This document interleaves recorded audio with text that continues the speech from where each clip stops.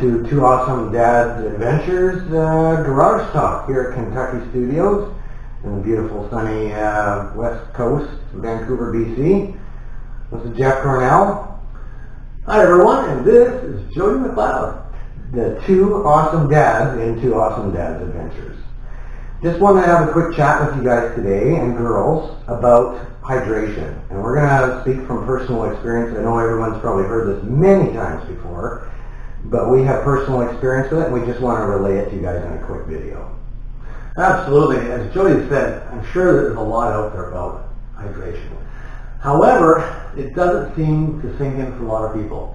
It did for us. I've been riding for almost 29 years, primarily on the road, not as much experience off-road, but certainly a lot on road.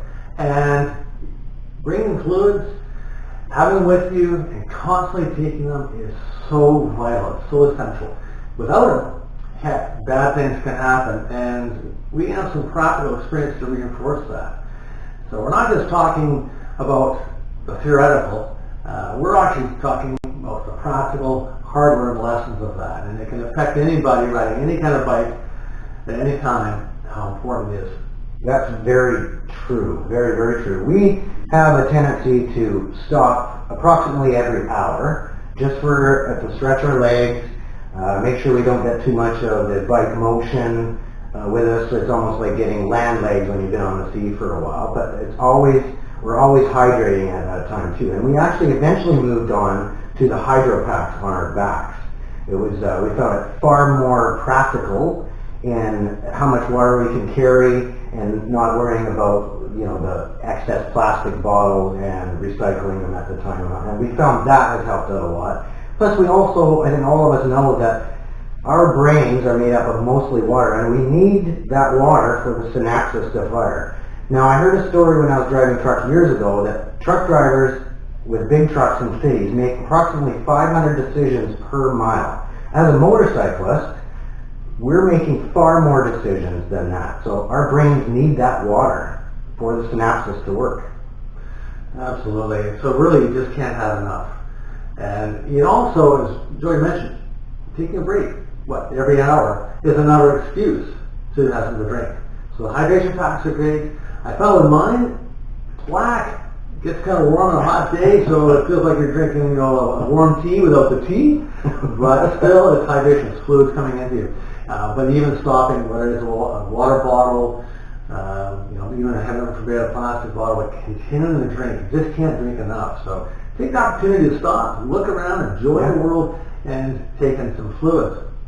And I think the other key thing is if you're riding with a partner or in a group of riders, you're really imperative to keep an eye out on each other. Oh, that's very important. Jeff and I have both on many occasions been able to see a drop in each other's performance, our moods, whether it's fatigue or even hydration. We find that hydration is usually the cause of this, or lack of hydration is what I mean. So, it is important to have that buddy and keep an eye on that. Because sometimes you don't realize where you're at. Yeah. Sometimes maybe so focused on the ride, the scenery, the experience, you just may not be aware of it. And it really is valuable when you're riding with another rider, or like I say, in a group, is keep an eye out for each other. Yeah. Certainly more challenging when you're riding solo.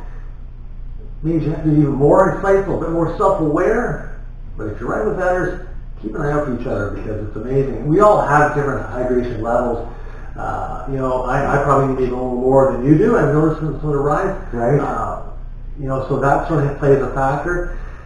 But sometimes, hey, depending on the temperature of the ride, the intensity, the stress that may be going on, it draws more out of you. So really keeping an eye out for one another is a crucial part of it. Yeah, exactly. And that's the thing, is that as soon as you start feeling thirsty, you're actually basically already done. You're already dehydrated. That's the other thing to notice, And you know what? Lots of the fluids, lots of the water is not diuretics like coffee and tea, but so you're going to stop every other hour, maybe to go pee on the side of the road or something. It's another chance to take a break and enjoy the idea of riding a bike and the scenery. Exactly, yeah. And I think it kind of is a segue. The hydration issue is a great segue into fatigue. Yes.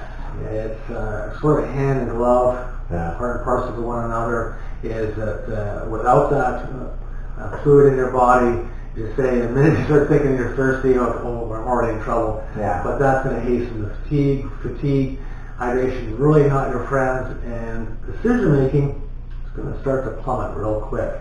And again, in 2019, we really experienced that, particularly myself, with a little bit of a bad outcome. And so again, this isn't theoretical. We're not, we haven't read a book. We read the books, we watched the videos, and then we experienced it. As we can see what happens with the decision making, it begins to degrade, and with, well, not so good outcomes. Yeah, exactly. And like Jeff said earlier, that hydration fits right into, as a segue with fatigue. Again, we're making so many decisions per mile, whether it's road conditions, traffic conditions, weather, your speed, your partner, all these things add up to your brain using more water, your brain getting tired faster. It's not just your body. And again, we're back to keeping an eye on your body.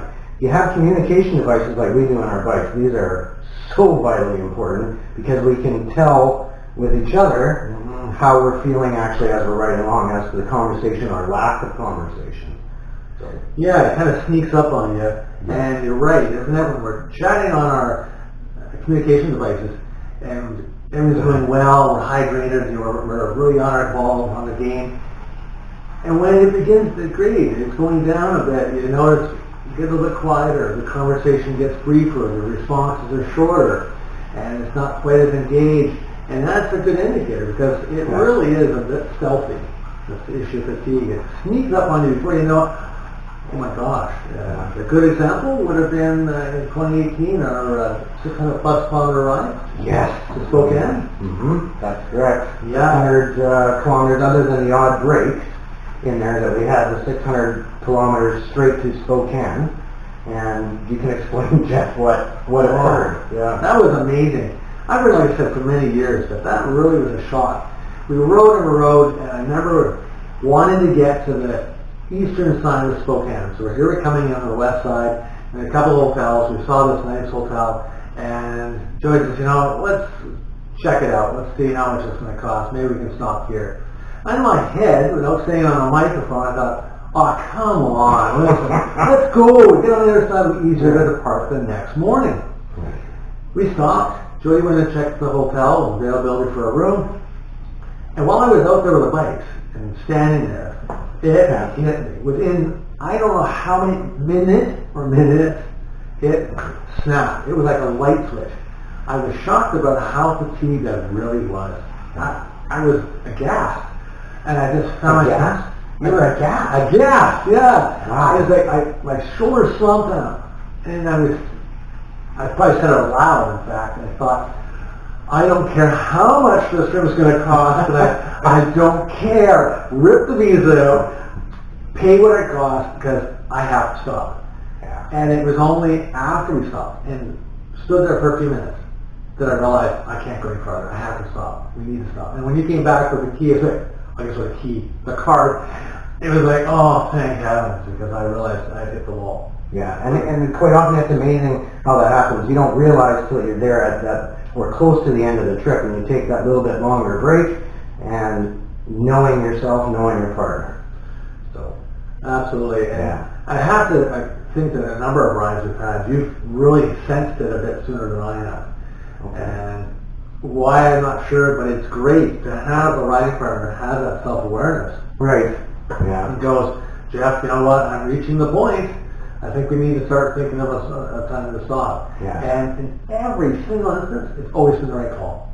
Right. As soon as we stop the bikes and dismount and set the tent, I was like, oh my gosh. I realized another kilometer or two would have been probably not good. And as it happened this year, it probably was about 1 kilometer too many. Past that nice cozy little spot we rode by, that if we'd stopped, a whole different outcome for the summer. Oh, it would have. And we're going to actually touch on that in another episode as to the major incident that happened on the Washington VDR in summer of 2019. That's all for now. We'll check you guys with our garage talk in the next one. Thanks again. Thanks for watching. All right. Bye.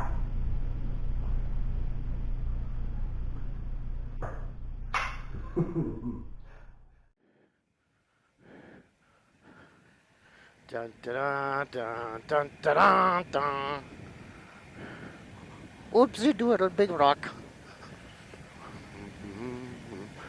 And